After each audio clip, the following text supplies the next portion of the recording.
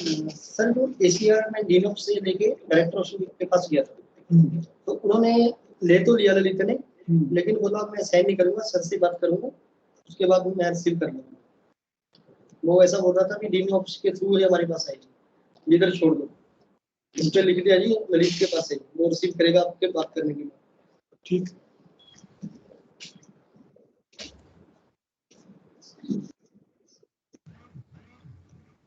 Welcome back, everybody. We now commence with session 2 of Atal FTP on revisiting different facets of medicinal chemistry. I would now like to invite Professor Krishna Iyer, in charge principal and professor, Department of Pharmaceutical Chemistry at Bombay College of Pharmacy, to chair the session 2 of the FTP and introduce our speaker.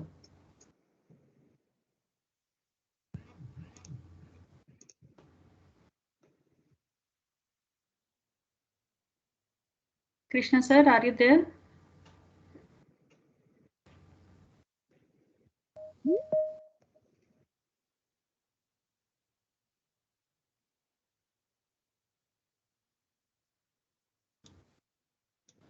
Yeah, good afternoon, and welcome to the second talk of day 1 of the faculty development program. It is my pleasure to be the chairperson for our esteemed speaker for the second talk, Dr. Prasad Bharatham. Prasad Bharatham and me are friends and colleagues for several years now, and because of our association due to holding of the drug metabolism symposia at NIPER for the many years, I think it was close to 10 years since the start of that series of seminars that were held every year at Mohali campus. And over the years, I've grown to know Dr. Prasad Bharatham, and also have been fortunate to witness his foray into the area of drug metabolism and application of computational methods to studying several mechanistic drug metabolism reactions. Dr. Bharatham started his career doing masters and finished his masters in 1984 at Vishwabharati Shanti Niketan. After finishing his MS or MSc, he did his PhD from the University of Hyderabad in Applied and Theoretical Chemistry in 1990. After that time, for close to 13 years, Dr. Bharatham did a postdoc at the University of Alabama at Birmingham and was research fellow both at Guru Nanak Dev University and Philips University in Germany. After that stint of extended learning and research experience, he joined NIPER as a professor in 2003 and has been the head of the department almost at the Department of Chemistry as of today. He's now, as I say, the professor in the medicinal chemistry department. If you look at the time he started, that is 1985 to now, you will realize that he has close to 40 years of experience doing research in chemistry, computational modeling, classic synthesis, and allied fields. And the contribution of all these 40 years of research is evident in the fact that he has close to 300 papers which he has published with close to 6,000 citations. He has written about 25 book chapters. He has guided close to 40 PhDs, and he has also guided close to 200 master students. Okay? And as a result of that, he is a reviewer in several prestigious research journals. He has received awards from OPPI, IBM, RANBAXY, all indicative of his ability to do research. And further, he is a fellow of Indian Academy of Sciences. He is a fellow of the Royal Society of Chemistry, London, and also a fellow of the Alexander von Humboldt Institute in Germany. It is with great pleasure and honor that I present to you Dr. Prasad Bharatham, and today he's going to talk about one of his interests, that is 3D thinking in the design of anti-malarial drugs. Dr. Bharatham, it's a pleasure and honor to be part of this session and to have you on the platform of the Bombay College for Pharmacy Organized Faculty Development Program. Over to you, sir, and thank you again.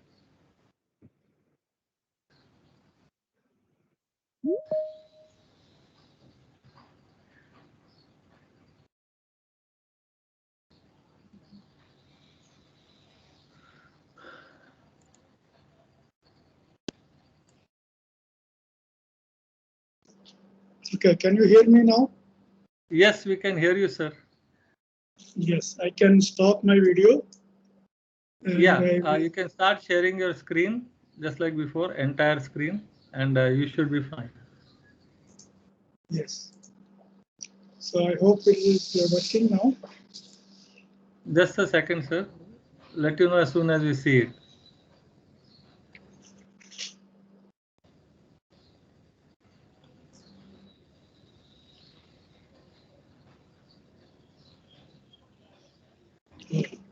Maybe I have to share again.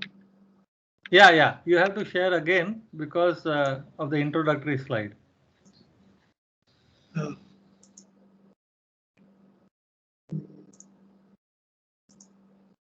Yeah, just need to make it full screen. That's all.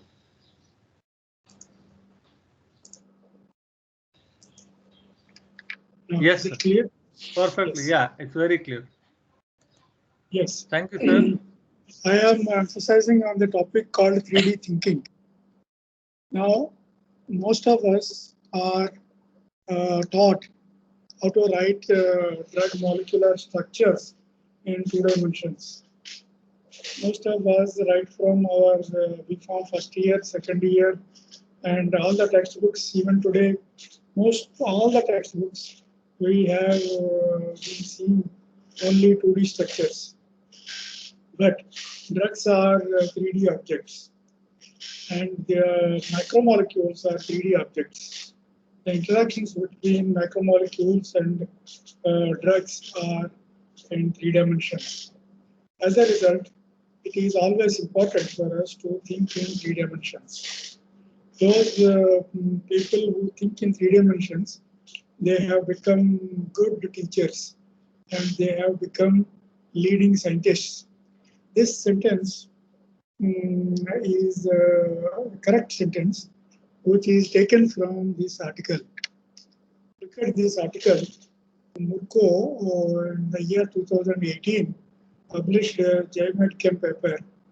The title of this article is "What Makes a Great Medicinal Chemist?" This is the question mark. And he has given 5 answers. Out of that 5 answers, one of the very important answer is that great medicinal chemists always think in 3 dimensions. They do not think in 2 dimensions. It is all very clear to all of us. We learned everything in our mother tongue during the first 5 years of our life. Later on, we realized that it is important to learn more languages. Some of us are lucky to continue with mother tongue till clearing +2. After that, we started learning English. However, a few of us also started learning English with LKG, UKG, and now, as a result, we developed the habit of thinking in English. When we started thinking in English, the communication became much fluent. But as long as we thought in our mother tongue, translated it to English, and then spoke, we were considered as kind of second-grade citizens in our modern life. So we realized that thinking in English and talking in English is very important. Exactly like that, I am preaching and I am telling you, I am suggesting you, I am requesting you, I am suggesting to all of you, think only in 3 dimensions. If we want to become good quality drug discovery scientists, if we want to become good, high quality pharmaceutical scientists, it is very essential for us to think in 3 dimensions. The details of that have been already mentioned in an article by Murko in the year 2018. The citation is already given here. You better read this article to appreciate what I am giving lecture today. Thinking in 3 dimensions is because drugs are 3D objects. Macromolecules are 3D objects. Our polymers are 3D objects. Our polymorphs are 3D objects. Our animal models, in vitro cell models, they are all 3D objects. Our animal models are 3D objects. In vitro, in vivo, in silico, absorption, distribution, toxicity, any phenomena associated with drug discovery is always happening in 3 dimensions. Then why we are thinking in 2 dimensions? So we should stop thinking in 2 dimensions and start thinking in 3 dimensions from now onwards. So macromolecules are 3D objects. Interaction between drugs and macromolecules happen in 3 dimensions. The van der Waals contact, the hydrogen bonding interactions, the electrostatic interactions, whatever and whatnot. Everything is happening in 3 dimensions. So we need to be thinking only in 3 dimensions. We will be progressing. It is not just a suggestion to be given to a junior scientist. It is a practical suggestion. I have seen over the last 37 years of my research career, there are many of my colleagues, friends, collaborators, and also distant friends through literature. Those who have the good grasp of 3D thinking, they succeeded. Those who continue to think in 2 dimensions, they remained as second-grade citizens in the drug discovery research. So that is practically, I am telling that thinking in 3 dimensions is very, very essential. Drugs are happening in terms of dynamical processes. Macromolecules are experiencing dynamical processes. The chemical reactions happen in dynamical conditions. The secondary messenger generation, the signal transduction, everything is happening when the 3D interactions are happening. The drug transportation is due to 3D interactions. Everything is happening in 3D. So pharmacoinformatics is a topic which helps us in thinking in 3 dimensions. There are several software available today.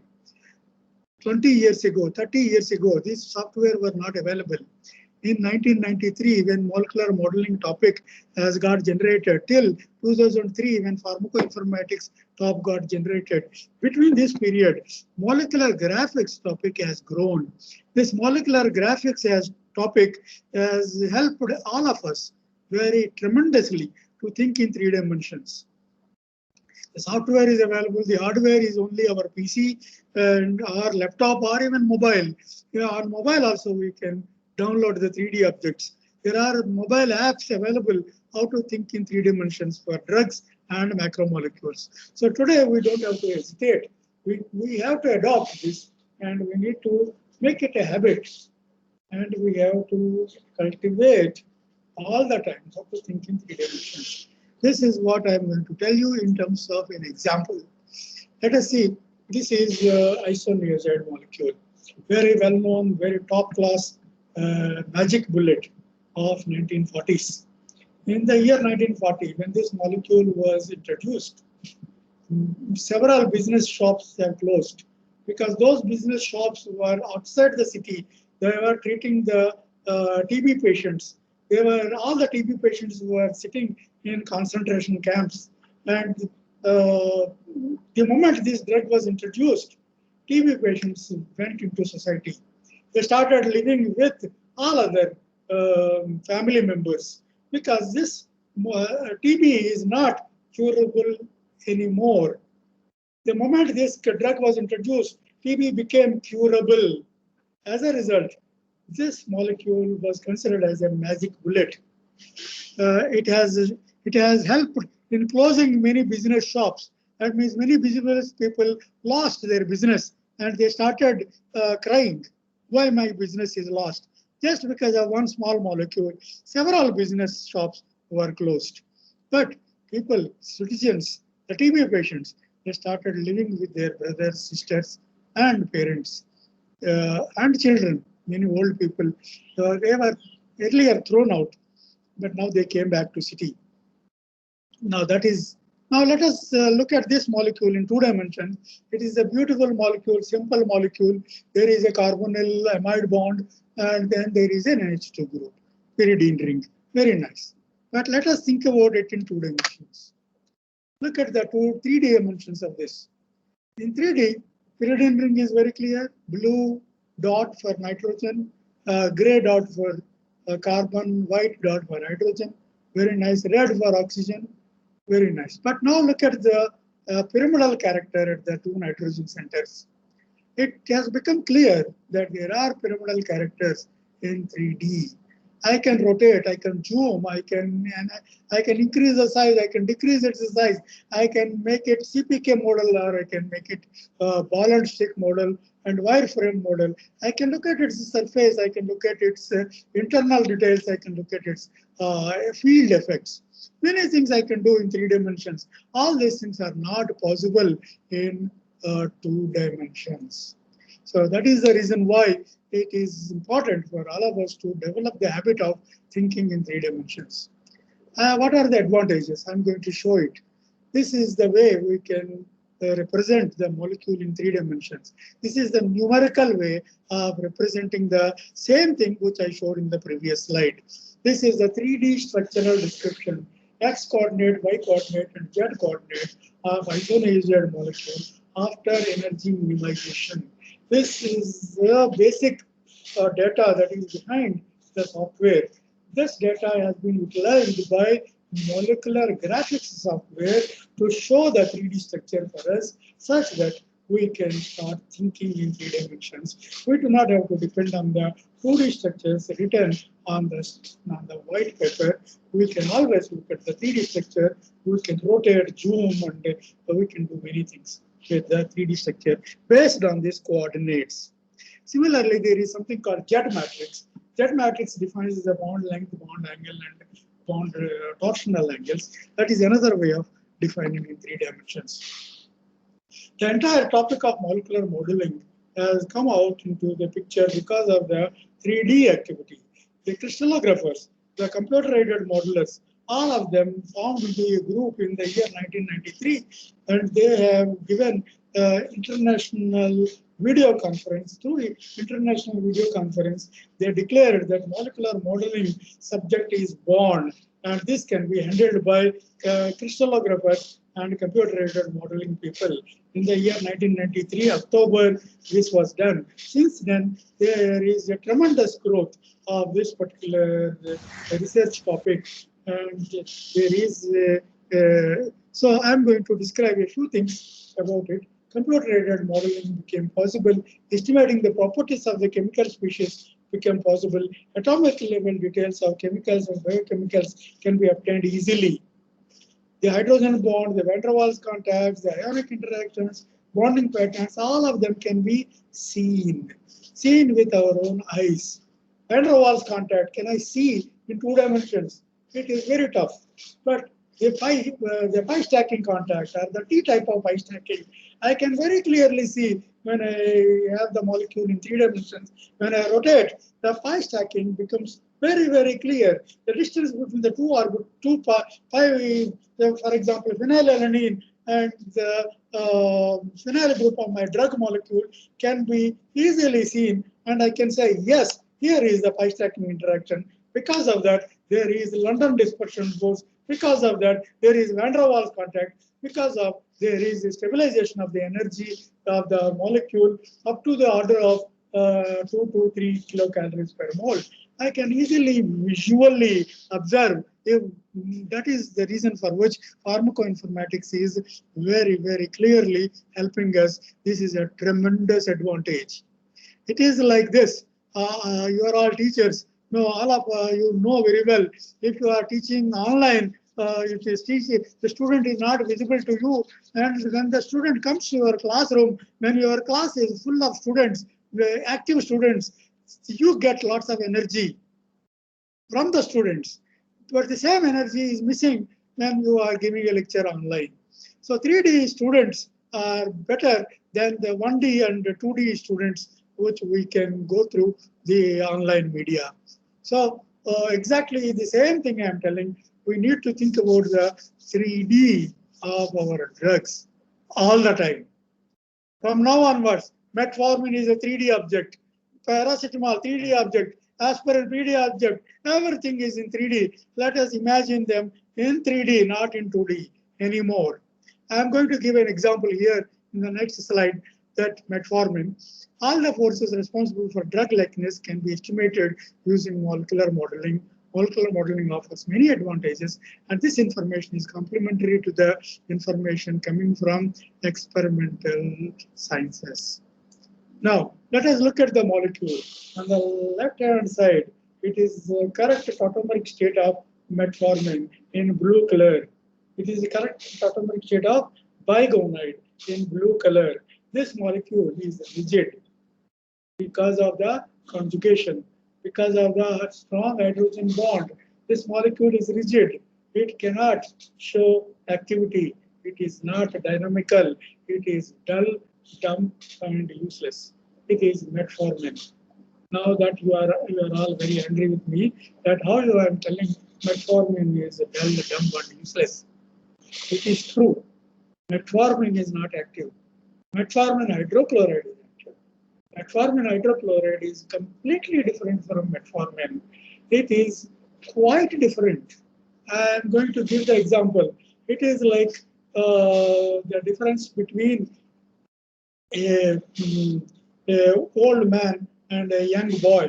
If I give a bike to an old man of 45 years, if I give a new bike to him, and if I give the bike to a 24 years young boy, you will see the difference. The young boy will immediately start it and go and roam around the entire campus or entire city. He may be going to entire Mumbai, all the streets he will go through if you give the bike to him. You give it to the 45-year-old man.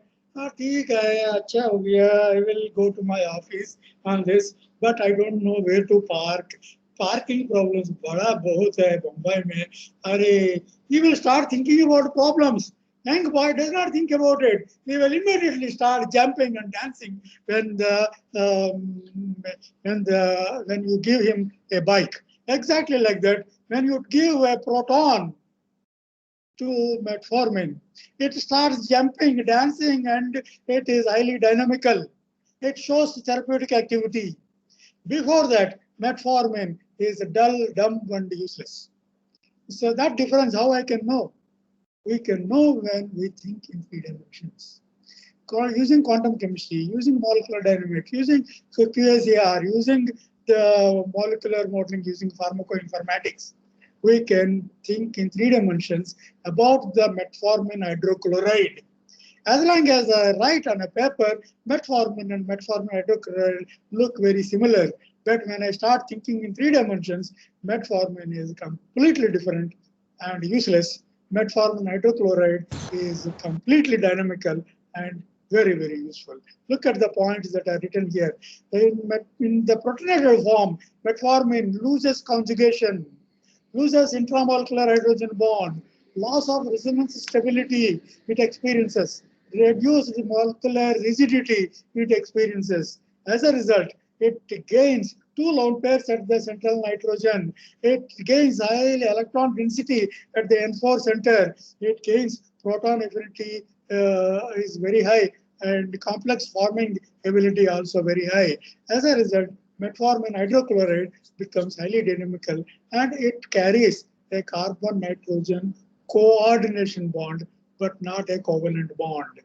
You can see that on the right-hand side, in the pink color, it is written that carbon-nitrogen coordination bond is written in bigonides. All bigonides carry coordination bond like this, but not a covalent bond in this location.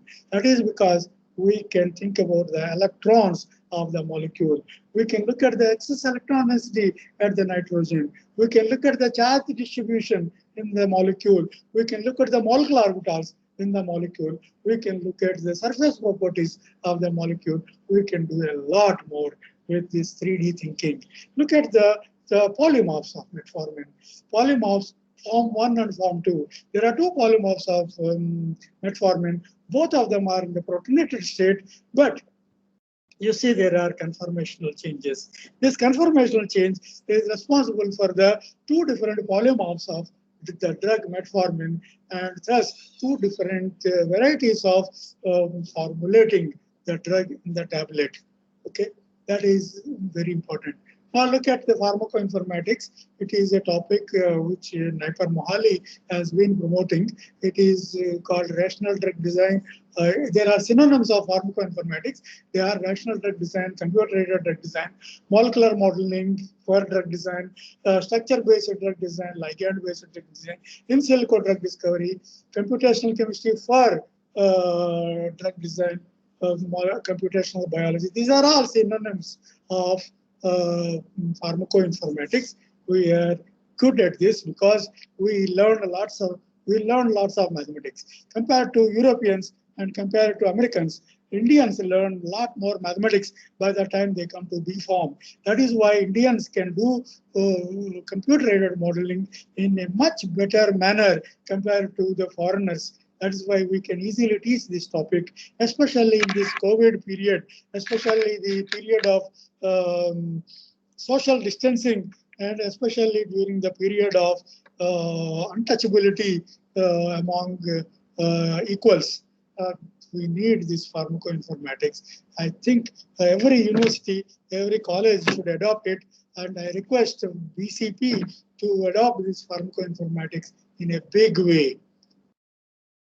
Now, technologies associated with 3D activity are QSAR, molecular docking, molecular dynamics, virtual screening, quantum medicinal chemistry, de novo design, chemoinformatics, bioinformatics, as well as artificial intelligence. There are many other technologies are available. We need to adopt all these technologies.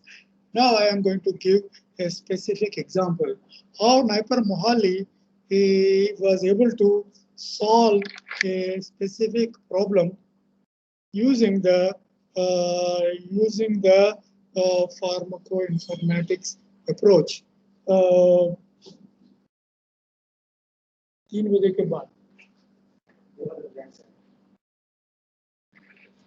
Okay.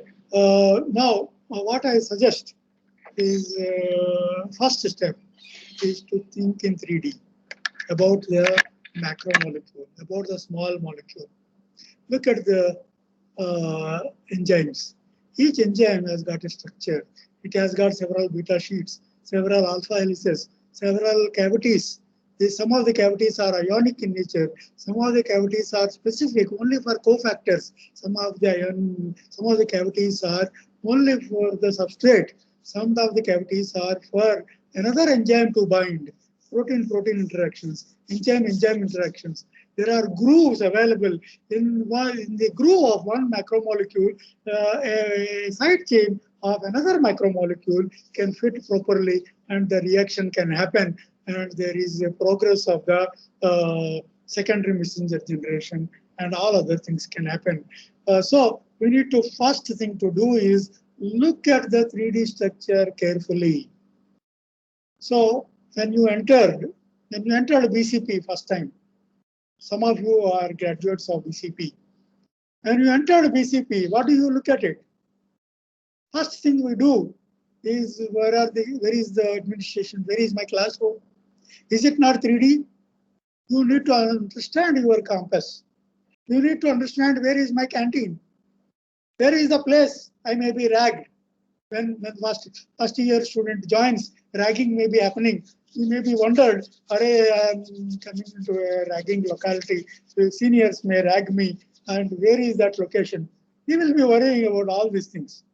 When we enter into a railway station, immediately we need to worry about the 3D structure of the railway station and understand where is the platform on which my train is going to come. So exactly like that, we need to understand the 3D structure of the macromolecule. Where is the drug going to bind? Where is the substrate going to bind? Where is the cofactor going to bind? Where is the reaction going to happen? Because of that reason, we need to observe carefully the 3D structures of the macromolecules. After having done that, we do structure-based drug design. We take up pharmacophore mapping. We take up QSAR, 3D as well as classical QSAR. After having done that, we take up molecular dynamics analysis. After that, we also do quantum chemical calculations. So while structure-based drug design tells me difference between tells me the real interaction between macromolecule and small molecule. Pharmacophore mapping tells me which are the pharmacophoric features, how they are interacting with the macromolecule. 3D QSAR tells me how to predict the activity of the new series of molecules with the experience coming from the old known series of molecules. Molecular dynamics tells me what are the dynamical states of my small molecule, the dynamical state of the macromolecule, how they are adjusting with reference to each other. It is very similar to the our local trains in Mumbai. How to enter into a local train, how to exit from local train. There are tricks of the trade. If you don't know the tricks, you may be stuck. Every new visitor to Mumbai, he does not know how to enter into local trains. But citizens of the Mumbai, they know how to enter into local trains and how to utilize them very efficiently. Exactly. To know that, I need to know the dynamical state of railway platforms and the passengers inside the local train. Okay. So, likewise, I should know the small molecular dynamics and I should know the macromolecular dynamics. Next, look at the quantum chemical calculations. They tell you what is inside the molecule, where are the electrons, how they are distributed, how the electron density distributed on the surface of the molecule. All these details can be obtained from quantum medicinal chemistry. So after doing all this computational analysis, we design the new molecules, and those designed molecules we take to the organic laboratory. Once we go to the organic laboratory, we synthesize the molecule. Maybe it takes 2 weeks, maybe it takes 6 months. Somehow we do get the molecule in our hand. Then we go to the in vitro laboratory. We perform all the possible in vitro studies. And after that, we go to in vivo, and then we go to preclinical formulation. Then we go to the all other related topics. So right now, I am going to describe an example how we have achieved the design of a few anti-malarial compounds. So very first thing we did is look into the molecules. That is using quantum chemistry. Electronic structure of guanidines. Guanidines are such a small molecules, we can easily understand what is going on inside and what is going on outside. So we have understood midamide, we understood guanidine. We went to next slightly larger molecule, urea, then slightly larger further thiourea and selenourea. When we looked into these molecules, they are nothing to do with drugs. They are not drugs at all. But we got some ideas. Guanidines are more close to drug-like molecules. We got some ideas about the internal details, and we published all those details. The publications are written here. After having done those publications, we went to think about this set of molecules. What are these? They are nothing but fused guanidines, biguanides. These biguanides are metformin, fenformin, buformin, chlorhexidine. Like this, there are so many biguanide derivatives which are useful in drug discovery. Today, metformin is being extensively studied for anti-cancer effects. It is being studied for anti-Alzheimer's effect.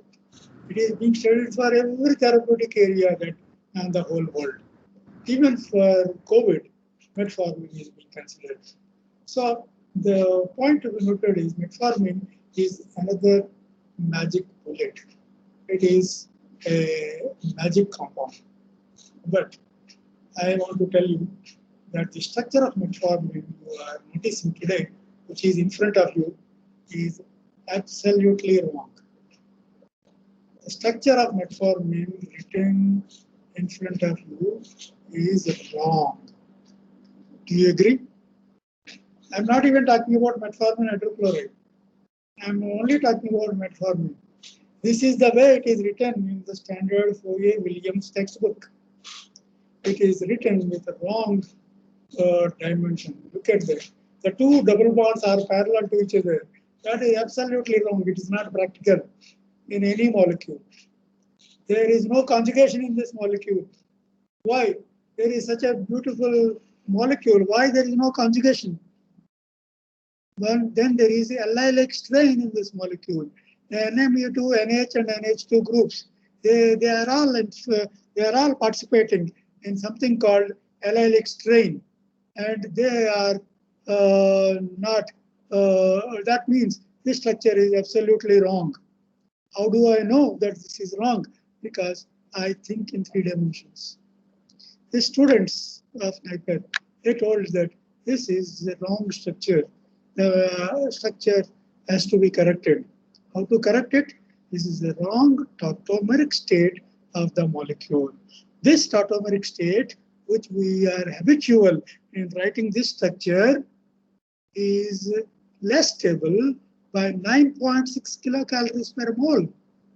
That means if I have 1 million molecules of metformin, out of that only one of them will have this conformation, this tautomeric state, and all others, million minus 1, all others will have a different tautomeric state. This tautomeric state is not practical in round bottom flask. When you take one mole of metformin, if you take, that is Avogadro number of metformin molecules if you take, only a few belong to this tautomeric state, and many are belonging to another tautomeric state.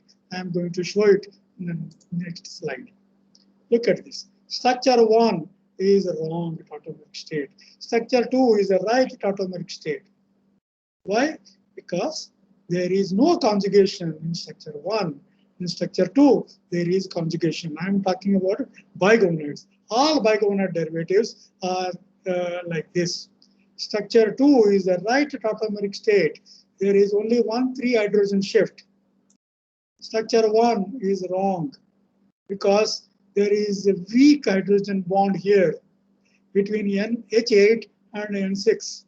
The N4H is not correct. There is no N4H in metformin. This hydrogen goes to N1 through tautomeric process. And look at this structure. Now, this structure 2 is having N4. There are 2 hydrogens at N1. There are 2 hydrogens at N3, 2 at N5, N7, and 1 at N6. There is a very strong hydrogen bond. There is conjugation. There is extra electron density at the central nitrogen. There is stabilizing interaction between this hydrogen and this lone pair. As a result, this structure 2 is 9 kilocalories more stable compared to structure 1. That is all possible when you think in 3 dimensions. Now look at the third structure. This is the protonated state of the bigonide. Look at the protonated state. Protonated state does not have any hydrogen at the N4 center. If you look at the structure 2, if I ask where the proton will go, any one of us generally would like to think that the N4 center is very accessible, and then N4 may be the site where protonation will happen. No, it is not true. N4 center is not the most basic center. N6 center is the most basic center. You look at this, the extra proton is going to N6 center. There is NH2, NH2, NH2, NH2. There are 4 NH2s on the surroundings of the central unit in the protonated state of bigonide.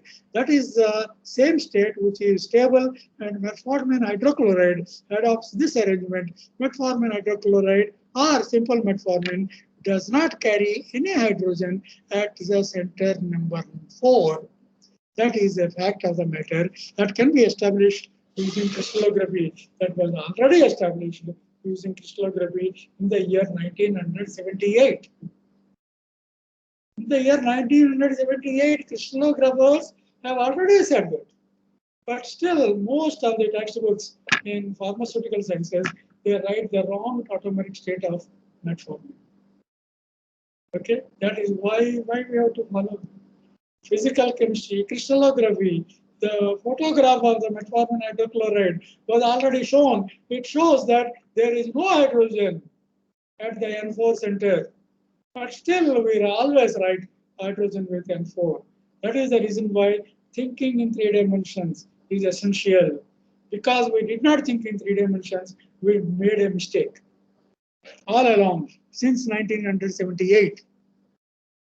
Now look at this additional advantage. If we write the structure in the correct tautomeric state, we gain additional energy that is called hydrogen bond assisted aromaticity. This is a phenomenon which is available in many compounds, including bigonides. This is stabilizing, this is providing extra stability to our bigonides.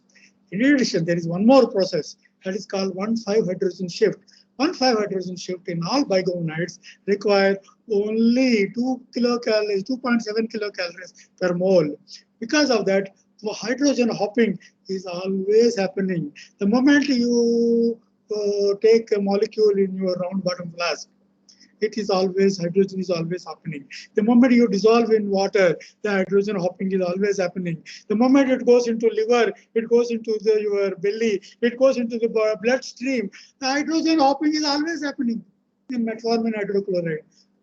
Because there is extra energy gain because of that particular hydrogen gas. Look at the 3D structures of bigonides. This is the 3D structure of the right tautomer, which is written with 0.0, and the wrong tautomer written with 9.34. This is called the energy difference between the two tautomeric states is 9.37 kilocalories per mole. This BG1 is more stable tautomer, BG5 is the wrong tautomer. Now let us look at the 1,5 hydrogen shift transition state. Okay. Now look at the surface properties. The BG1 surface property. This is called molecular electrostatic potential surface. MESP surface of drugs. Every drug has got a surface. Let us look at BCP. In BCP, when our senior professor, Professor Coutinho, is entering into the corridor, he is walking through corridor from one classroom to his office. We all give respect to him and we give space for him to walk freely through the corridor. But look at another person who is carrying water for another, he is carrying water, attendant carrying water to the principal's office. We do not give him any space. We continue to occupy the corridor in the same way. We do not give extra respect to the attendant. We give extra respect to our professor. There is a difference.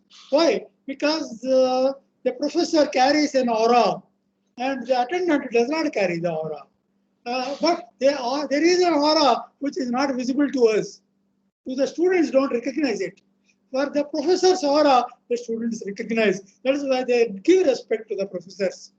And whereas the attendant does not get. Exactly like that, every drug has got to be respected. Every drug has got a surface property. When I think in 3 dimensions, I can also think in 4th dimension. The 4th dimension is the surface of the molecule. Every drug has got surface. This is the biconide surface. Look at the surface of BG1. The surface of BG1 says that there is a central unit where extra electron density is present, which is written in red color. The positive charged surface is written in blue color. Green surface is electron neutral. So there is surface property. This is related to potential. This is related to energy. Negative potential versus the positive potential surrounding my molecule. I can see BG1. Very clear. But in the wrong tautomer, look at the wrong tautomer BG3. the surface property is disrupted. The same surface signature, the signature is required signature, BG1 signature is required signature. It is missing in the wrong tautomer. BG5 is also wrong tautomer. You see that it is missing again. So as a result, there is a huge loss of the surface property. That means if a professor is walking confidently and with complete acceptability through a corridor today, after the retirement, after 5 years, when the same professor comes to the college, the young B.Pharm students, they don't recognize him anymore. That means he is in the wrong tautomeric state. So, professor who enjoyed beautiful respect from the young students, he will become a routine citizen after 5 years, after retirement. So that is what wrong tautomeric state gives you wrong message. Right tautomeric state gives you the right message. Look at that BG1 versus BGP1. BGP1 is in the second row middle surface. That is BGP1, that is protonated bigonoid. The neutral bigonoid BG1 and the protonated bigonoid BGP both are having similar electrostatic potential. Look at the anaric state of the BG1, that is BGA2. BGA2 also carries the same surface property. BGP, BGA, BG, all of them carry the same surface property because they are having the pharmacophoric features. The right pharmacophoric features are associated with BG1, BGP1. Before protonation, after protonation, surface properties did not disturb. That is why the N6 position is getting protonated, but not the N4 position. The molecule wants to maintain that surface signature, which is required for the complementary process, that is complementing with the macromolecule that is in the D. The surface D is complementary to surface BG1 because that gives you a perfect match, that gives you perfect stability, and that match is continued even in BGP1. That is why pharmacophoric features of the drugs, that is thinking in 3 dimensions and thinking in the 4th dimension, helps us in many ways. Okay, so do not forget, start thinking, adopt this process, and it is going to help all of us in the long run. Now look at the molecule called cycloguanil. Cycloguanil and proguanil, we always write them together side by side. We say that proguanil is getting cyclized to give cycloguanil. It has been observed in 1942 from the excreta of humans. When this proguanil was administered as an anti-malarial drug to the war zone, the soldiers, the doctors there, they wanted to know what is happening to proguanil, and from the excreta they found that the cycloguanil is found, but proguanil is not found in the excreta. Then they declared that proguanil is getting converted into cycloguanil. But what is required?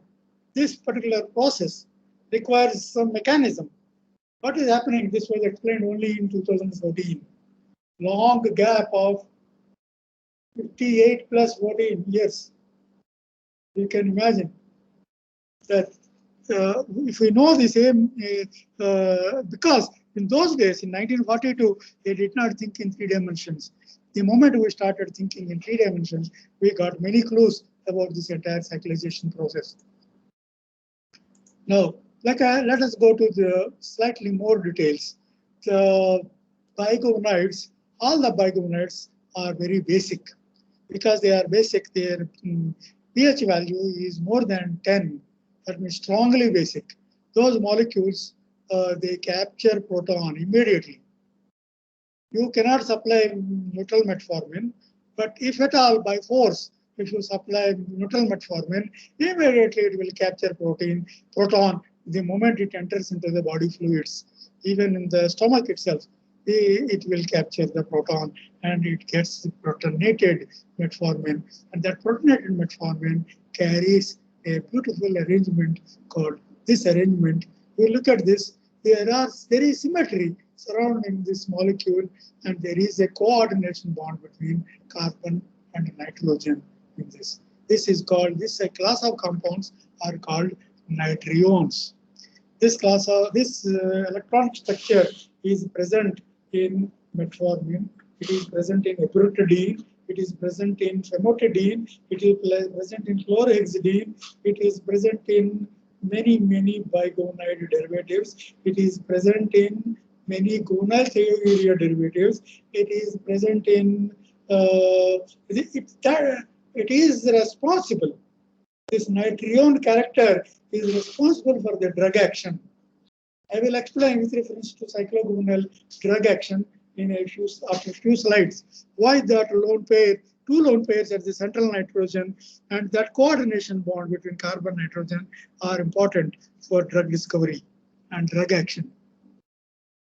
Now the entire story about nitriones came into picture from the earlier research on the so-called compounds called carbones.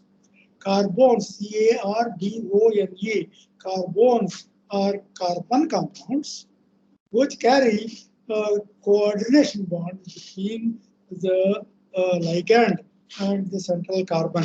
Look at the structure 2 here. There is a P-C coordination bond. Such compounds are called carbones. And then such compounds carry two lone pairs of electrons. One is the P type, one is the sigma type. Having said that, we can design many nitriones. What is the advantage of nitriones? Why these become very dynamical?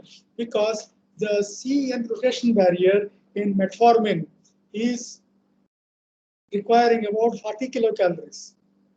But in metformin hydrochloride, C-N rotation barrier requires only 6 kilocalories.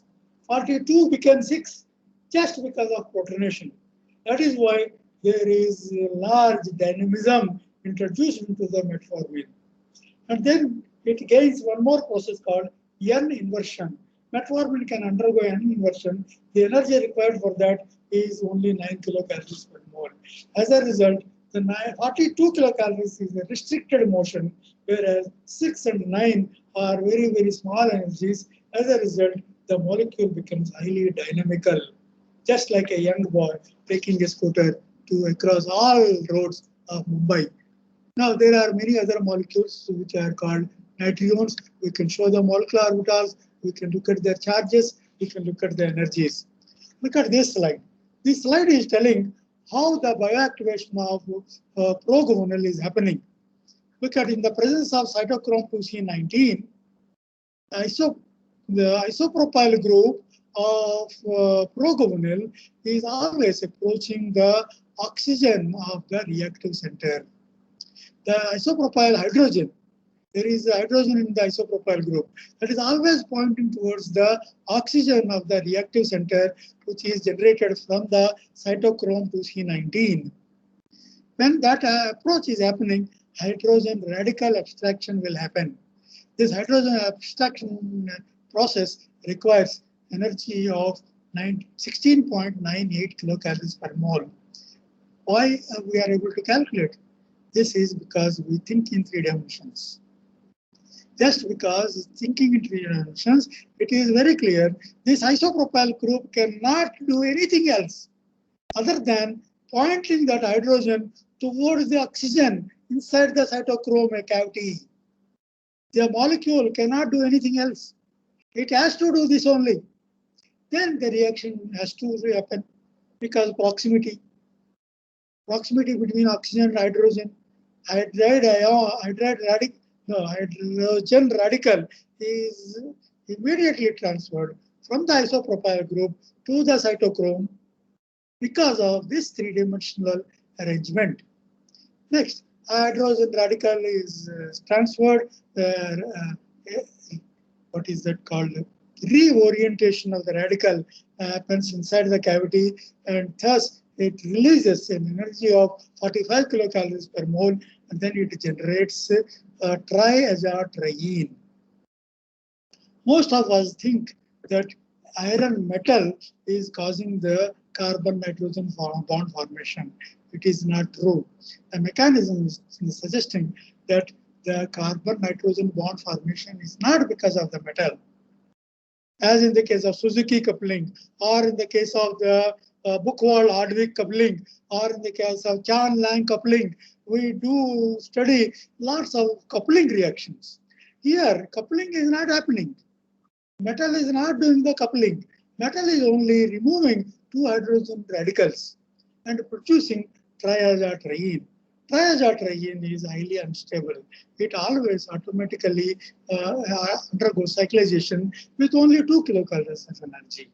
So using the quantum chemical methods, using the energy estimation, we can explain how the proguanil is getting converted into cycloguanil. This is a very, very useful process, because we know this because we can think in 3 dimensions. All of us, when we adopt, we can learn this very easily. It is very, very clear when we think in 3 dimensions. It is completely hidden when we think in 2 dimensions. This is a very just small difference. Okay. Suppose our Narendra Modi ji enters our BCP one day. What we will do? We will be very happy. We want to talk to him. We want to ask him, please increase the fellowships. Please give more grants to our BCP. We can ask him. But if the photograph of Narendra Modi is entering our campus, what can we do? We can do nothing. Photograph will not listen to our request. 3D Narendra Modi ji will listen to our request. Photograph of Prime Minister will not listen to us. So there is a huge difference between 2D and 3D. Let us utilize that information and gain that. Examples I already showed you. Now there is a lot more details. This is famotidine, abiraterone, fungicidal compound, neuroprotective agent. All of them carry divalent N1 character. They are all nitrione compounds. These are some of the crystal structures of the nitriones. These are some of the molecular orbitals of the nitriones. These are the synthetic procedures, how to synthesize the nitriones. Having said that, can we design new anti-malarial agents? This knowledge is very good. Excellent theoretical chemistry. Excellent new nitriones were identified. New 3D structures are identified. New phenomenon was identified.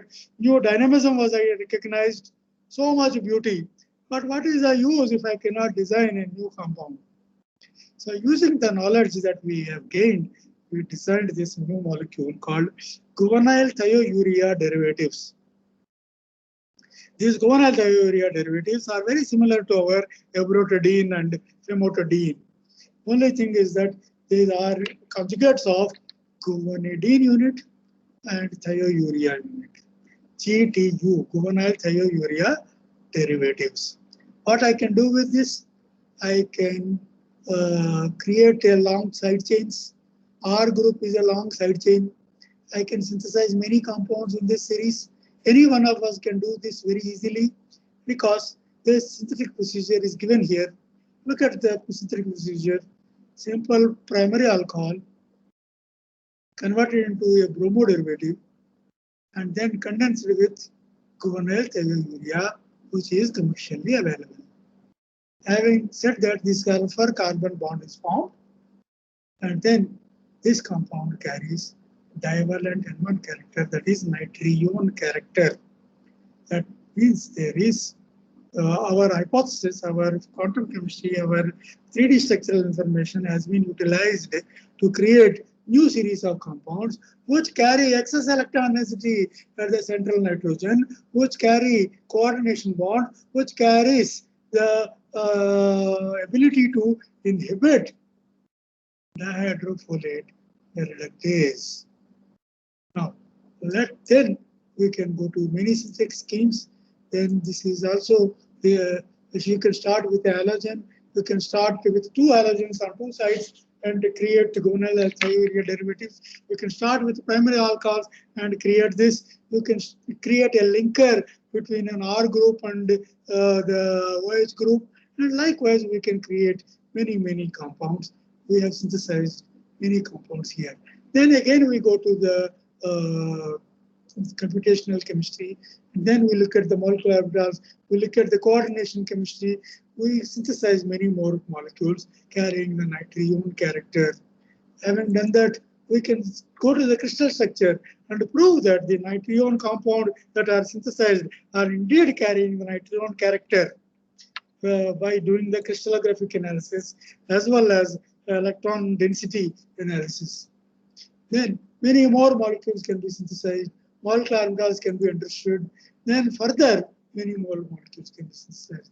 These molecules are called azenes. Such molecules can be easily synthesized if we know the 3D structure and their electronic character, and then the reaction pathways, they can be generated. These are all synthetic procedures. Now, what happened till now? Using the nitrion character, using the lone pair character, using the coordination character, we were able to design new nitriurea derivatives and synthesize them. Then perform molecular locking. When you perform molecular locking, you come to know how the designed new molecule is fitting into the cavity of the macromolecule. This is the docking pose. This docking pose clearly says that the side chain of the NADPH, that is the cofactor, and the pteridine unit of the guanidine derivatives, they are facing each other inside the cavity. It is NADPH is willing to supply H minus, and then NADP plus goes out as it is. That means NADPH cofactor is entering into a cavity, and then it is ready to supply H minus. H minus is excess. H minus is carrying excess electron density. Lots of electron density at the H minus center. That H minus is ready to get transferred. Now the inhibitor is sitting in the same domain where the dihydrofolate is supposed to bind. Actually, dihydrofolate is coming from a folate. Folate has got two double bonds. Out of the two double bonds, one of it is already reduced, probably by thymidine synthase, and then dihydrofolate is reduced, is produced. This dihydrofolate is having double bond. But when that dihydrofolate is available in the body fluids, it captures a proton very easily. Just like that, it will capture the proton. Then it becomes a trihydrofolate. In fact, it is a trihydrofolate which is in the cationic state, that is, it is a positively charged species. It enters into the pterine binding domain. The pterine binding domain of the dihydrofolate is occupied by this trihydrofolate, which is positively charged. That means the surface of the pterine binding domain is negatively charged, and the surface of the NADPH binding domain is positively charged. That is why the trihydrofolate, which is positively charged, is conveniently binding in the cavity, substrate binding cavity, and NADPH is conveniently binding in the cofactor binding domain. Now, the hydride ion of NADPH is pointing directly towards one of the carbons of the trihydrofolate. That means hydride ion can easily transfer. However, when an inhibitor is going, what happens? On the inhibitor, there is excess electron density at the nitrogen center. The positive charge of the inhibitor is required because it has to bind in the cavity, negatively charged cavity. That means positive charge is essential to bind in the negatively charged terene binding domain. At the same time, excess lone pair is also required because that excess lone pair at the nitrogen center is directly pointing towards the hydride ion. Hydride ion is having excess electron density. When nitrogen of the inhibitor is having excess electron density.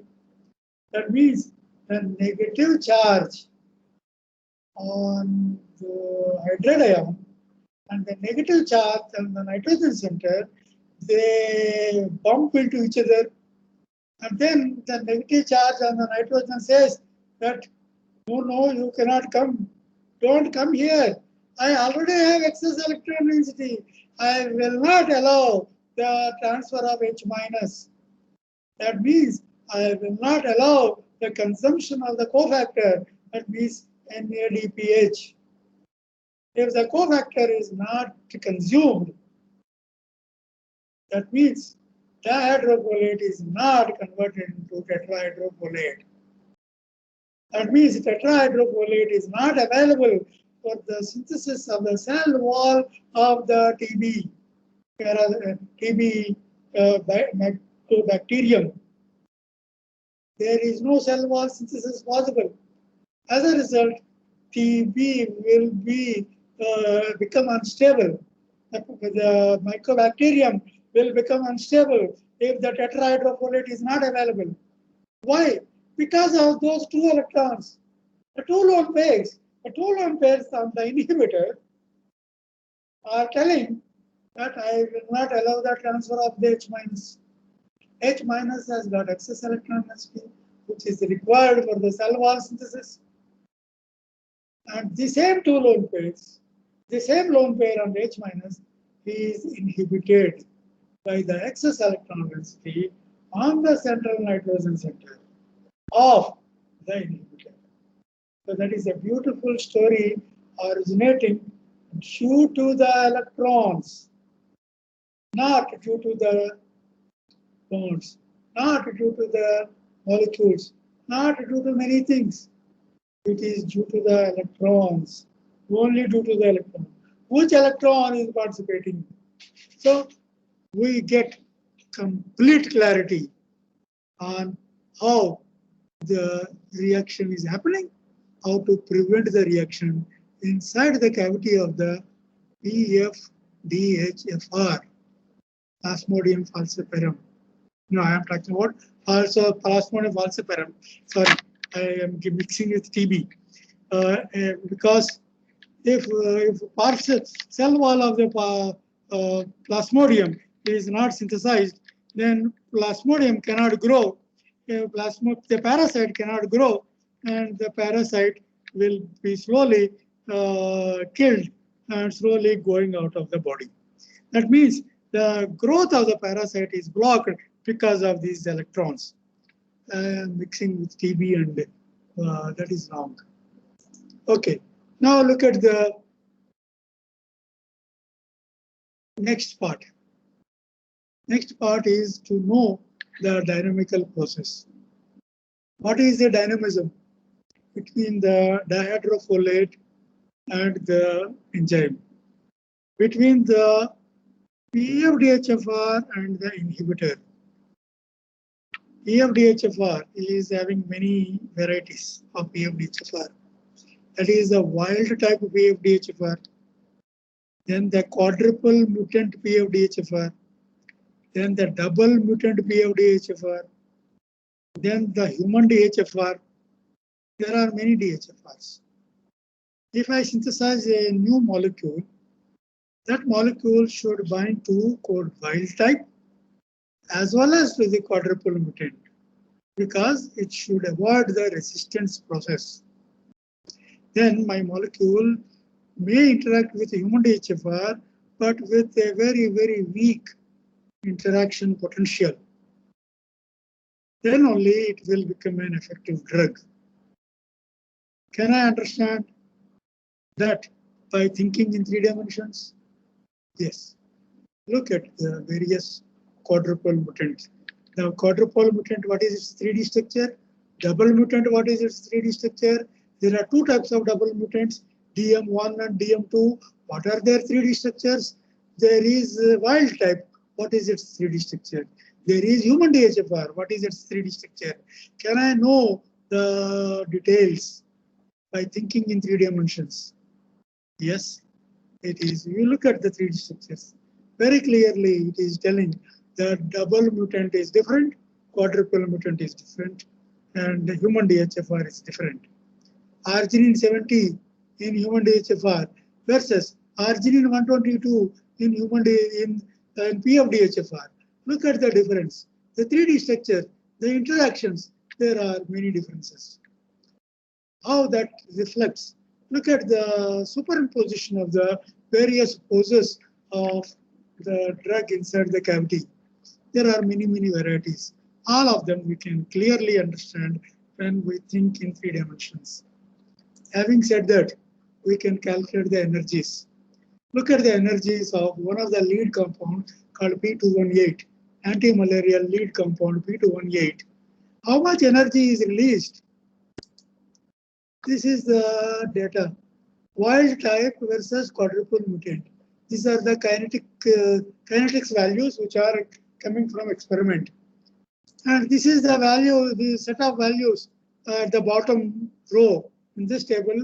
That the last row is telling about the total energy values. Look at the total energy value for human DHFR. It is only -22. For the wild type PFDHFR, it is -34. For the quadruple mutant DHFR, also -34. For the double mutant, it is -29. For the another double mutant is -34. That means the strength of the interaction between the lead compound and the macromolecule is of the order of -34 kilocalories in the case of PFDHFR. But in the case of human DHFR, it is only 22 kilocalories. That means the moment you supply the tablet will interact very strongly with the PFDHFR, but very weakly with human DHFR. That means it will not disturb the natural biology of the human DHFR, but it will strongly disturb the natural biology of the PFDHFR. That is what we want. That is how we want to design our drugs. How do I know all these details?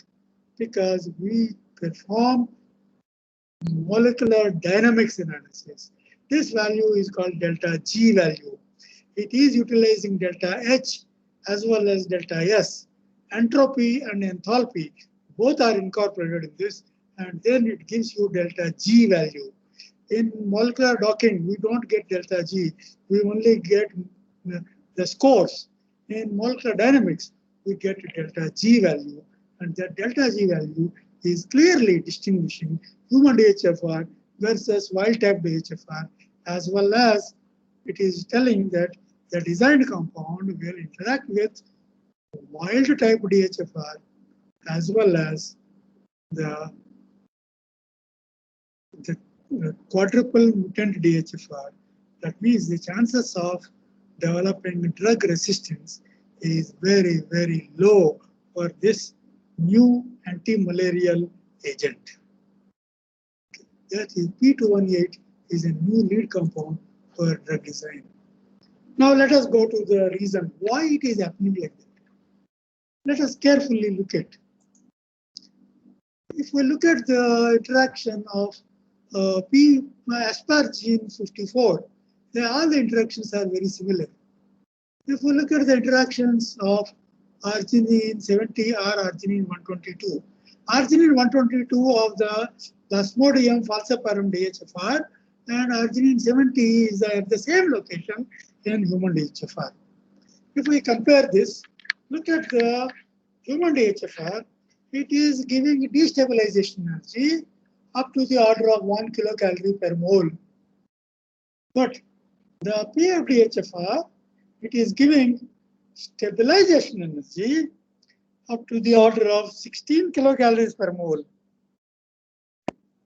Arginine 122 is providing stabilization energy, whereas arginine 70 is providing destabilization energy. That is a huge difference. +1 versus -16.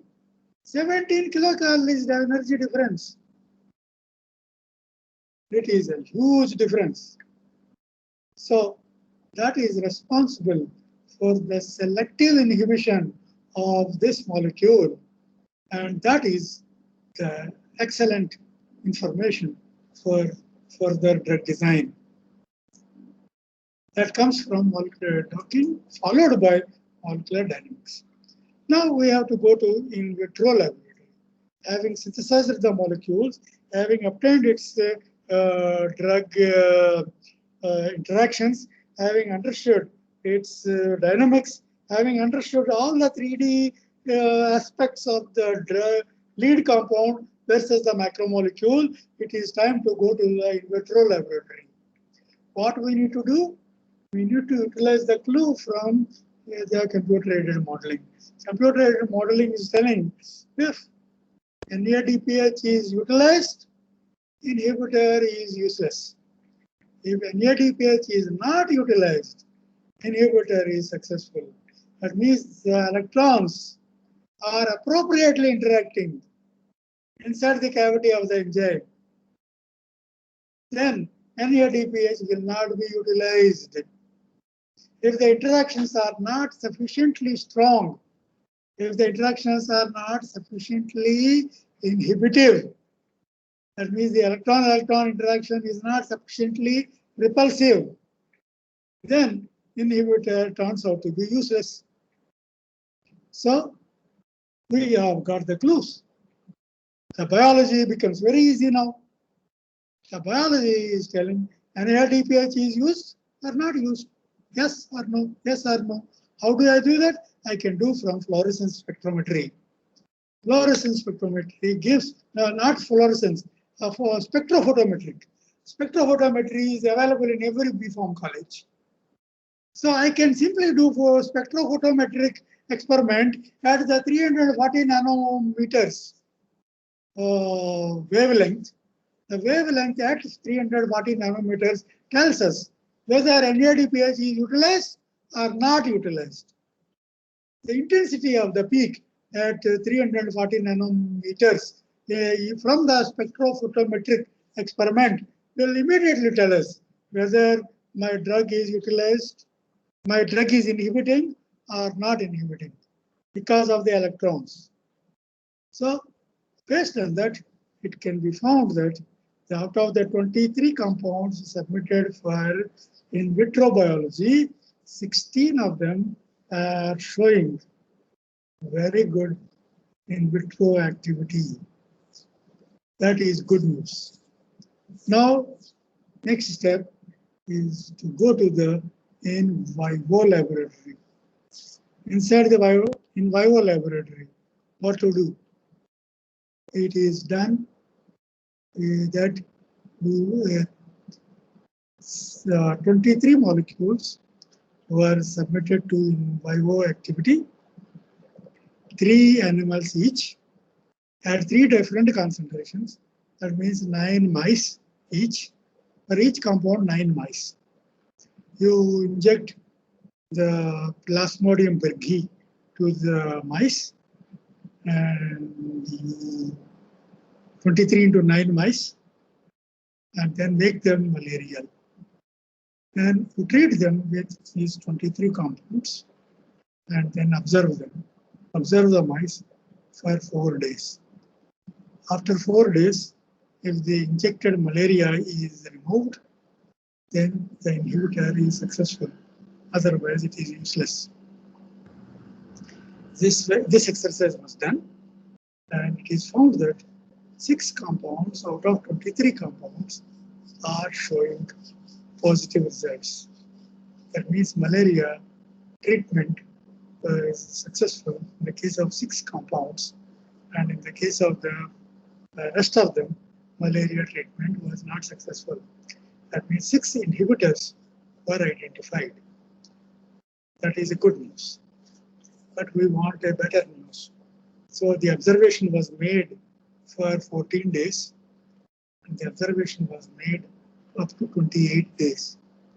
It was noticed that after 28 days, malaria recurrence was noticed in the case of 5 compounds, and in the case of 1 compound, malaria recurrence was not noticed.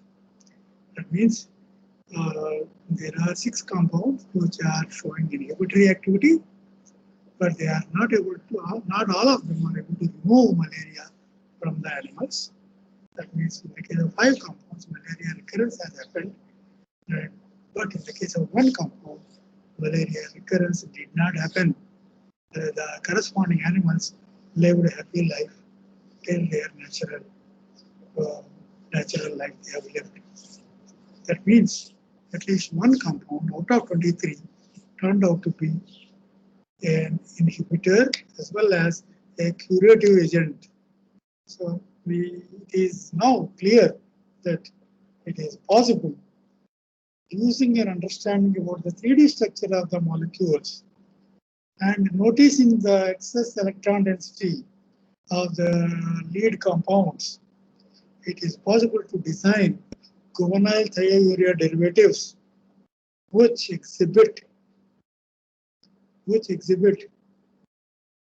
inhibitory properties, and at least 1 turned out to be curative. So this is the process. So that is, these are some of the compounds and their IC50 values, and these are some of the publications in this area. And in conclusion, I would like to say that chemical bonding can be understood thoroughly. 3D structures can be understood thoroughly. Electronic influences can be understood thoroughly by looking into the molecules, looking at the molecules, looking outside the molecules. We have to look at them carefully. We have to pay attention. It is very, very essential to pay attention in 3 dimensions. Facilities were not available up to 1993. Molecular graphics is providing those facilities. You can use your laptop to understand the 3D structures of the molecules. So from now onwards, every pharmaceutical scientist should think in 3 dimensions. Look at the computer software. Look at the simple graphics. Rotate the molecule. Zoom the molecule. It represents in wireframe model or CPK model, and observe it carefully from all possible angles. Before that, we have to prepare the conformational analysis we have to do. Before that, we have to do energy minimization. Before that, we have to create the 3D models. So we have to convert the 2D objects into 3D objects, and then perform energy minimization, then perform the conformational analysis. After that, start QSCR, start or docking, or dynamics, or de novo design, or anything else. So first steps are very crucial for every computer-aided drug design experiment, and the next steps are more or less considered as technologies. We can mix and match science and technology in drug design, and we can understand look at the molecules to know all the bonds and 3-dimensional arrangement. Look into the molecules to know the electron arrangements inside the molecules, and look at the surface of the molecule. If we do all these 3 in terms of 3 dimensions of the drugs, we can get infinitely large amount of clarity Once we have the clarity, we can design molecules, and such molecules can turn out to be very, very useful. And thus, drug discovery can be easily achieved. So a new chemical bonding environment called nitrilones was invented in Naipur Mohali, and then the coordination bond between carbon and nitrogen was suggested from Naipur Mohali. Designing of the guanyl thiourea derivatives was carried out, and then identifying the importance of electrons in drug discovery was confirmed. Identifying the tautomeric preferences of the drugs was carried out with the help of the topic called thinking in 3 dimensions. That's all. Simple change. That's all. Exactly. Once we do that, we can get good research, and comparative study between guanidines and guanyl thiourea helped in the designing of several G2U derivatives and to test them for their anti-malarial activity. And finding a curative compound. Once we do that, you can print several of your results. You can get excellent research results, and you can submit them. This is slightly old slide. I should have changed it. Anyway, having said that, I thank the organizers. Bombay College of Pharmacy has been quite encouraging the entire pharmaceutical sciences across the country. They have produced excellent students and excellent researchers across the country, and I am very happy to be associated with BCP, and I have many friends. That is my luck. And then I thank you all for providing the opportunity. And these are the teachers who taught me. Professor Jemmis is from Indian Institute of Science, Bangalore today, and Professor Lemmertsma from Amsterdam, Professor Franking from Marburg. They all helped me. Professor Chakravarti helped me in doing the synthesis. And Naipur, DST, DBT, CSIR, they all gave funds. GNDU and Punjab University. IBM, Eli Lilly, Johnson & Johnson, Ranbaxy, they all recognized our work, and these are all the students who did the work. Initially from Dillon Patel, then slowly going towards Shweta Bhagat. In this list, I would like to highlight that Dr. Devendra Dhakad is from Bombay College of Pharmacy. He is currently a professor in Naipur, Kolkata. And he also contributed some of the work reported today. Okay, now with this I am going to stop, and I invite all of you to Naipur Mohali. This is a beautiful campus. I wish you can visit us and interact with us. Thank you. This is the group, and I want to tell this person, maybe just standing beside me with the stripes shirt, T-shirt, and he is Dr. Devendra Dhakad, who studied at BCP. Okay. Thank you very much. Thank you, Dr. Bharatham. Am I audible? Yes, yes. Yeah. So thank you very much, sir, for a wonderful perspective on what we should be doing as medicinal chemists in terms of visualization of molecules, which we try to design as drugs, and also the visualization of the targets, which we try to pick for the drugs to act. And a nice, insight into the physical chemistry aspects of what further we should be looking rather than simply shapes of molecules, especially in terms of resonance and stabilization. There are 2 or 3 questions. I'll, with your permission, give the first question here. Sure, please. Yeah, the first question has been raised by Mr. Chandan Gupta. And Chandan Gupta is asking, what effect does the physiological pH have on the divalent state of nitrogen that you were talking about, probably with reference to both metformin and cycloguanil, since the body fluid also contains several charged ions? Yes, that is a very important question. We need to consider such effects all the time. That is the beauty of these bicarbonate derivatives. We have realized that after the protonation at the N6 position, N4 position is always carrying that excess electron density.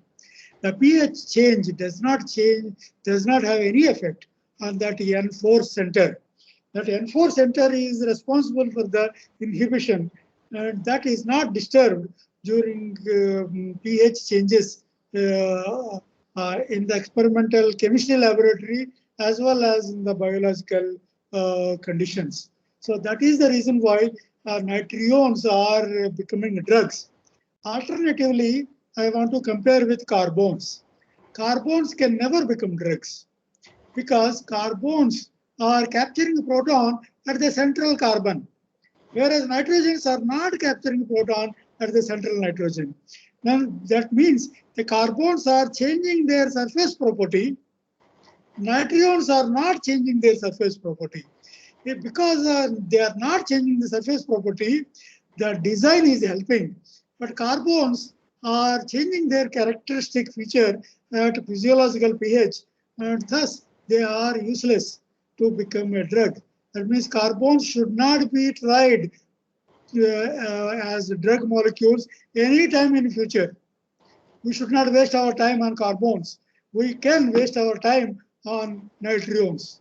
So there is a movie song telling that I want to waste my time by spending time with you. Like that, you can waste your time by spending with nitriones, but not with carbones. That kind of clarity is coming out of 3D thinking. Thank you, sir. The second question is from Vishaka Kamble. And Vishaka wishes to listen to your comment on the point that how can we kind of get a view of what the selectivity would be based on only studying receptor ligand interactions? Yes. Because of presence of other potential targets in the biosystem. Right. That is another example. I think about 6 years ago, I gave a lecture in Mumbai on this topic. Maybe some of the teachers have attended that lecture. That is about the ATP competitive inhibitors. Whenever we try to synthesize ATP competitive inhibitors, we do get lots of confusion because any compound ATP is universally required. If every ATP binding site is blocked by the inhibitor, we are actually doing wrong thing. So we cannot inhibit all the ATP binding domains. We have to selectively inhibit the ATP binding domain of all biomolecules, especially in the case of glycogen synthase kinase. I know the answer. The answer is that if I can dock a few molecules in the cavity of GSK3, I will be able to know which amino acid is important. Correspondingly, in the competitive kinase, that is CDK2, which amino acid is important. That is, again, arginine versus lysine.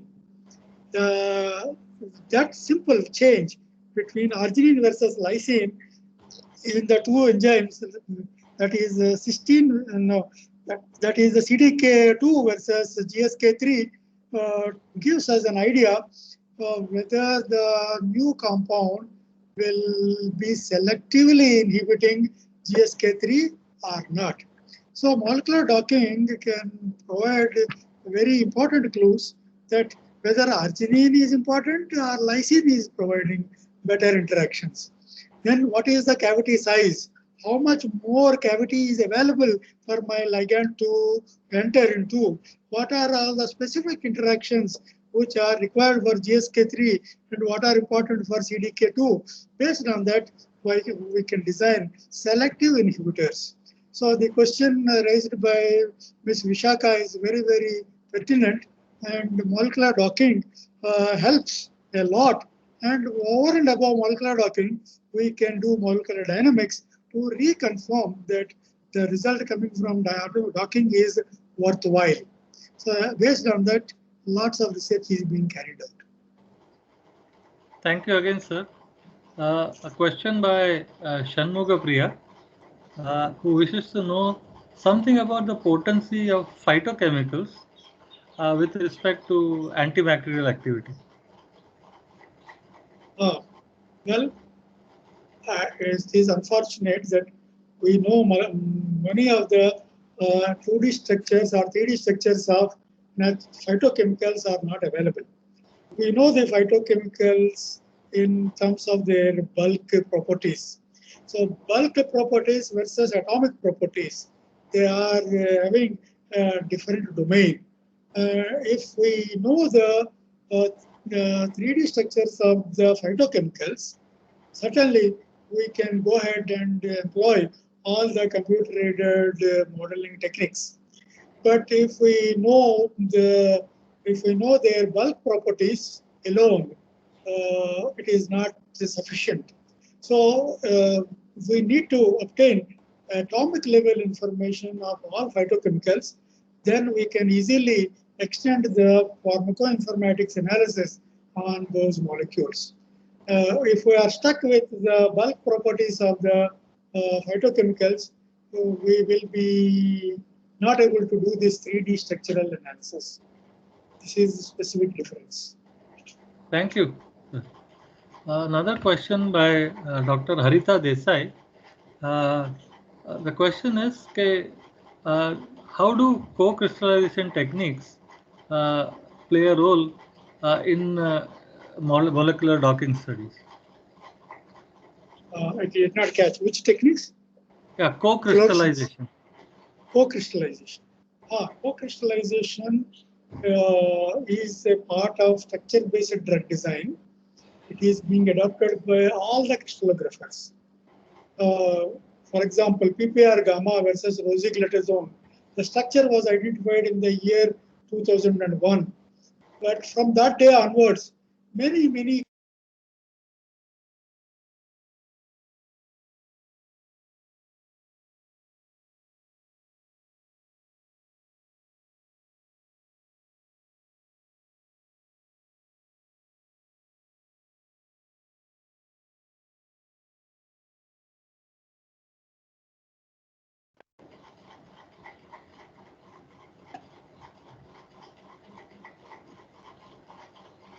Hello.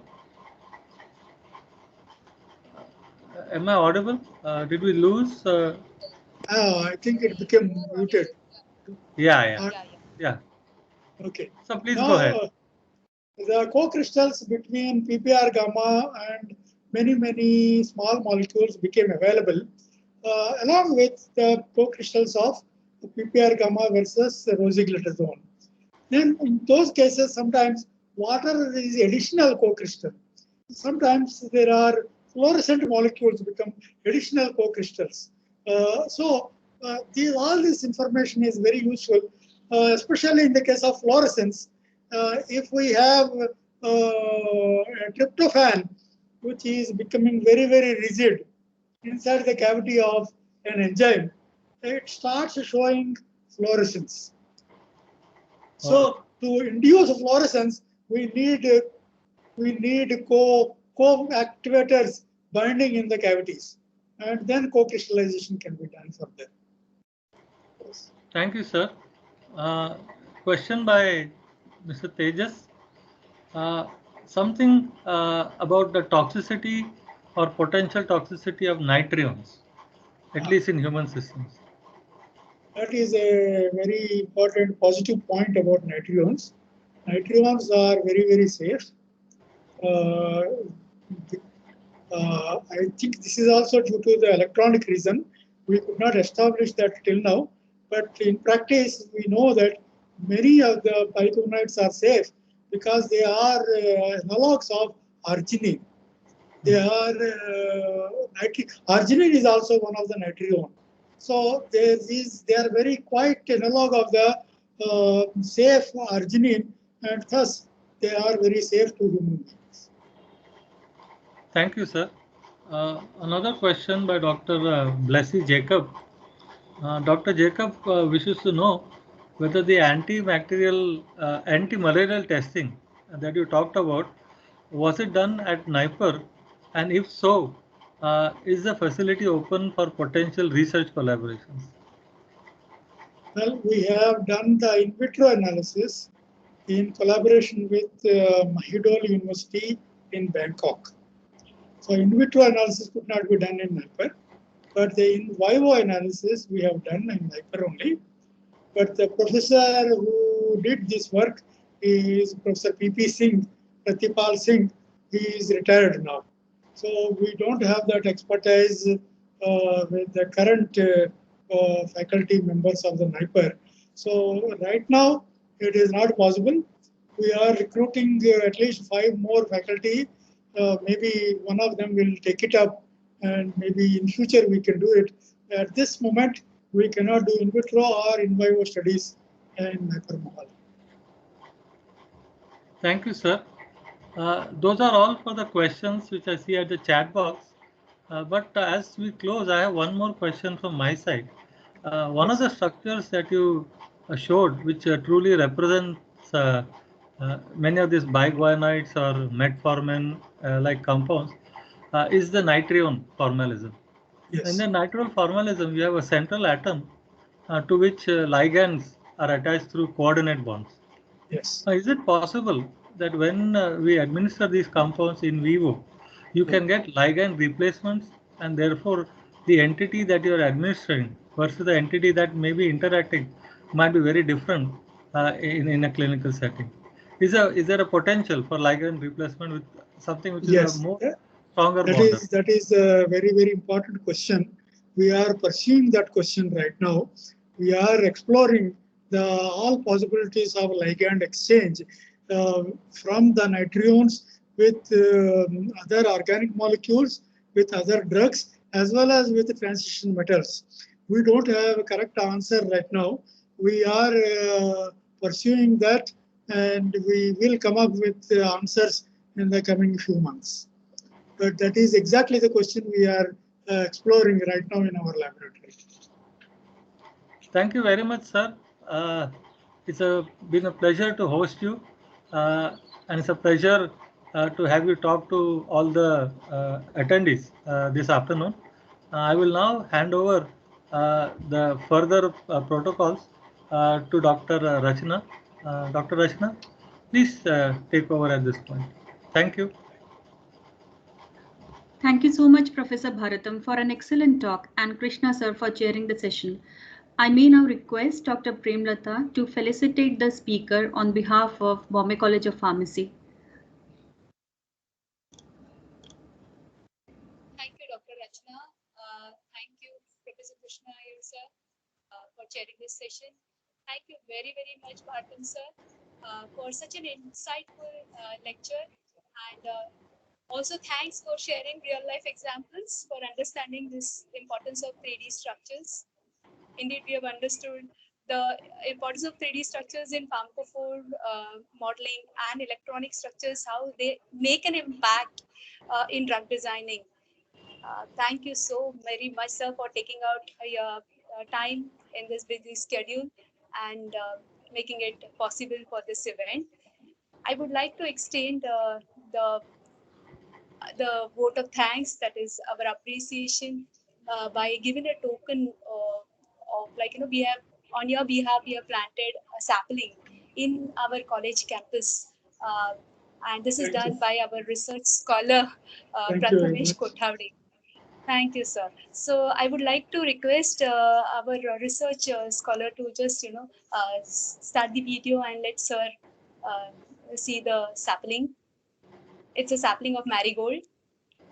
Good. I learned this when I was about 12 years. I did lots of marigold plantation in my garden. I remember those beautiful days. Thank you. So the video is not getting played. May I request? Yeah. But is it on our campus, BCP campus? Yes, sir. Yes. Sir. It is. It's Good. done at this campus. Sure. So, sir, when you visit next time in BCP, you do visit our medicinal plant garden also, and you can see several sightings. It is an honor. It is an honor to visit BCP. It is such a pioneering place, and I would like to come there again and again. Thank you, sir. As a remembrance of your association with FDP, we would also like to share e-copy of appreciation certificate. Thank you very, very much, sir. It's a great honor to have you here, sir. Thank you. Okay, we shall. Thank you, sir. Thank you, Thank Dr. you, Bharatam. thank you very much. Nice talking to you. See you And soon also Dr. physically Coutinho. at some point. Yeah. Yes, sure.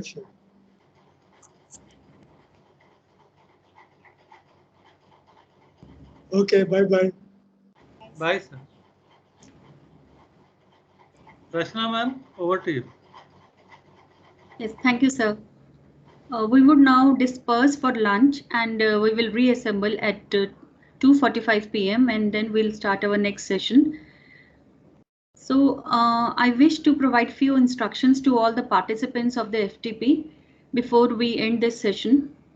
As per AICTE Atal guidelines, the participants must obtain 80% attendance and 60% marks in the assessment test. We will be keeping a track on the attendance during the sessions. The feedback form link will be shared to all the participants via email, WhatsApp, and in the chat box at the end of every day between 4 to 5 p.m. And the link will not be functional after 12 a.m. So I request all the participants to daily complete these formalities. All the participants will be given a chat box option for posting questions and hand raise options for allowing them to express their views. And we wish to notify all the participants that from tomorrow onwards, the session will begin from 9 a.m. So all of you are requested to join the link by 8:45 a.m. So with now, we will end this session and we will meet at 2:45 p.m. Thank you so much.